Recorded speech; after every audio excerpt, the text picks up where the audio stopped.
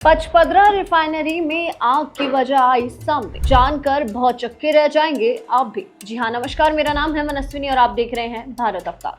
20 अप्रैल को पचपदरा रिफाइनरी की उस भयानक आग को देखकर हर किसी के मन में बस एक ही सवाल था, क्या ये कोई बड़ी साजिश है या किसी ने जानबूझकर देश की संपत्ति को नुकसान पहुंचाया?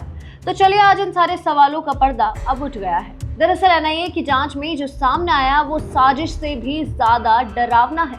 सच तो ये है कि वहां मौजूद घटिया सामान और लापरवाही से ये घटना हुई। जी हाँ, एनआईए के अधिकारियों ने साफ कह दिया है कि ना तो ये कोई डिजिटल हैकिंग हुई है, ना ही किसी ने मैनुअल छेड़छाड़ की है। मामला सीधा सीधा तकनीकी गड़बड़ी और टेस्टिंग में बरती गई भारी लापरवाही का है। अब आप सोच रहे होंगे कि 79,000 करोड़ के इतने बड़े प्रोजेक्ट में ऐसी चूक आखिर कैसे हो गई? तो आपको मैं बता दूं कि नियम कहते हैं कि जिस यूनिट में 400 सेल्सियस तक खौलता हुआ गाढ़ा तेल दौड़ता हो, वहां P5 ऑयल स्टील के पाइप लगाए जाने चाहिए। लेकिन पचपदरा में क्या हुआ? आशंका है कि वहां पैसे बचाने की चक्कर में 3-4 गुना सस्ता कार्बन स्टील लगा दिया गया और नतीजा, जैसे ही खौलता तेल पाइप में पहुंचा, पाइप उसे झेल नहीं पाया और फव्वारे की तरह तेल रिसने लगा, जिसने पलक झपकते ही आग पकड़ ली। अब हैरानी की बात यह है कि रिफाइनरी में स्मार्ट सेफ्टी वॉल्व भी एन मौके पर दगा दे गया। जिन्हें ऑटोमेटिक बंद होना चाहिए था, वो काम ही नहीं कर पाए। अब रिपोर्ट में यही सामने आया है कि जो इंजीनियर्स उन शिफ्ट में थे, उनके पास इस लेवल का अनुभव ही नहीं था कि वो सिचुएशन को कंट्रोल कर सके।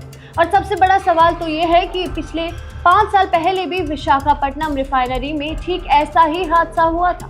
तब सरकार ने सख्त आदेश दिए थे कि देश भर की रिफाइनरी में ये कमियां दूर की जाए। फिर पचपदरा जैसे नई और हाईटेक प्रोजेक्ट में वही पुरानी गलतियां आखिर क्यों दोहराई गई?